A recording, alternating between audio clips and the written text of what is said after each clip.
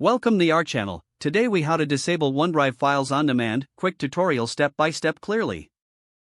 Open your Windows device and locate the OneDrive cloud icon in the system tray at the bottom right corner of your screen.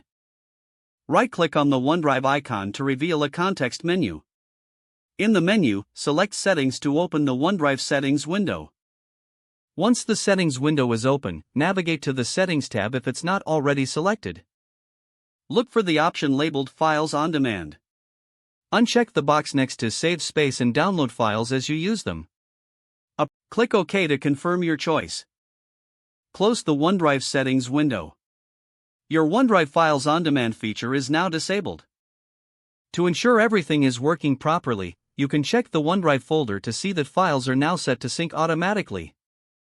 If the page does not load, refresh the browser or try again in a private or incognito window. Make sure you are using the correct email address, then retype it carefully to avoid small typos. If your password is not accepted, use the reset option and create a new strong password you can remember.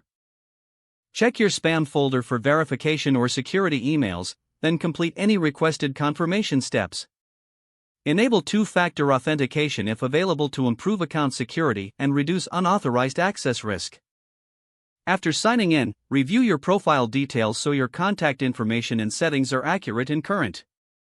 If you see an error message, note it down and try again after restarting your device and internet connection. Log out when you finish, especially on shared devices, to keep your account and payment information secure. If the page does not load, refresh the browser or try again in a private or incognito window. Make sure you are using the correct email address, then retype it carefully to avoid small typos.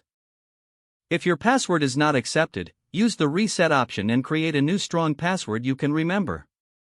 Check your spam folder for verification or security emails, then complete any requested confirmation steps.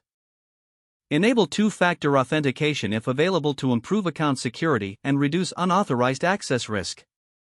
After signing in, review your profile details so your contact information and settings are accurate and current.